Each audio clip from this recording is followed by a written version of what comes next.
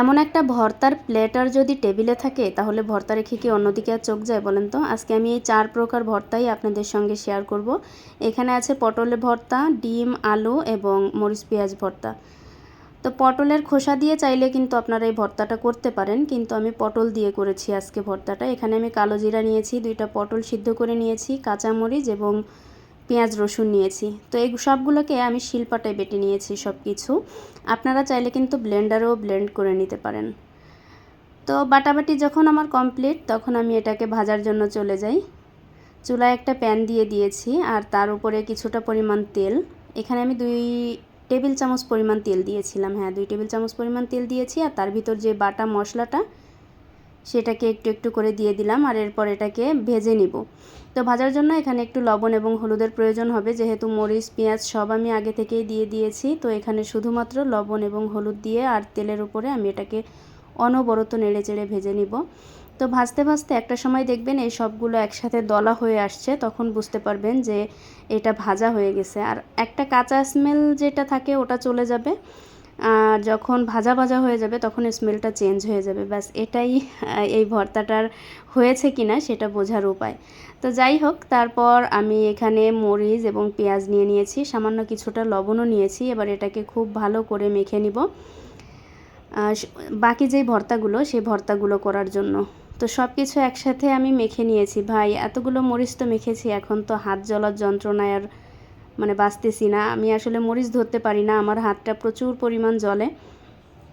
কিন্তু যেহেতু মানে যখন ভর্তার ক্রেভিং ওঠে তখন তো আর এই সব কিছু মাথায় থাকে না যে আমি হাত দিয়ে হচ্ছে ভর্তাটা করতে পারবো কি পারবো না, হাত কতটা জ্বলবে।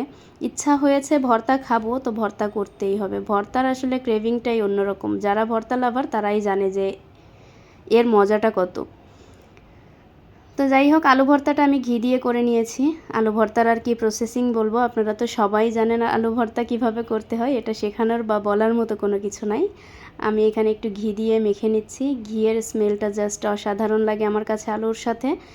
আমি এখানে প্রাণের ঘি ব্যবহার করেছি, এটার স্মেলটা খুবই ভালো, আমার কাছে খুব ভালো লাগে। তো এই যে আলু ভর্তাটা কমপ্লিট। এরপর ওই একই যেই পেঁয়াজ মরিচটা করে রেখেছিলাম তার সাথে এবার ডিম ভর্তাটা করে নিব। তবে ডিমটা আমি সরিষার তেল দিয়ে ভর্তা করব। এখানে কিছুটা সরিষার তেল দিয়ে দিয়েছি আর তারপর আবারও মেখে এটাকে সাইডে সরিয়ে রেখে দিব। আর বাদ বাকি যেটা যে মরিচ পেঁয়াজ, আমি যে মরিচ পেঁয়াজটা মেখে রেখেছিলাম তার সাথে একটু তেল দিয়ে তৈরি করে নিলাম। এই ভর্তাটা আমার কাছে খুবই মজা লাগে গরম ভাতের সাথে খেতে। আপনারা করে খেয়ে দেখতে পারেন যে আসলে এর স্বাদ কেমন। তো এরপর আমি আর একটা যেটা করেছি সেটা হচ্ছে ডাল রান্না করেছিলাম এই ভর্তার সাথে। সেটা হচ্ছে ঘন যেই ডালটা, আমি সেই রেসিপিটাও আপনাদের সঙ্গে শেয়ার করব। তার আগে কাছ থেকে দেখে নেন যে আমার ভর্তাগুলো কেমন লাগছে দেখতে, খুব লোভনীয় হয়েছে না? তো এখানে ডাল রান্না করার জন্য আমি ডাল নিয়েছি আর পেঁয়াজ দিয়ে দিলাম, দিয়ে দিচ্ছি রসুন।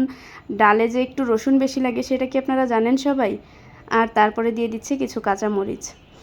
মরিচটা পরিমাণ মতো দিলেই হবে, যে যেরকম ঝাল খেতে পছন্দ করেন আপনারা। আর এই ডাল রান্নাটা কম বেশি সবাই পারে। তারপরে ইচ্ছা হলো আপনাদের সঙ্গে শেয়ার করি যে আমি কিভাবে এই ডালটা রান্না করি। এই ডাল রান্নাটা আসলে আমার বাসার অনেকেই খুব বেশি পছন্দ করে, কেন জানি না। এটা কিন্তু খুব সিম্পল রান্না, কিন্তু এই ডাল রান্নাটা ভীষণ ভালো হয় আমার হাতে।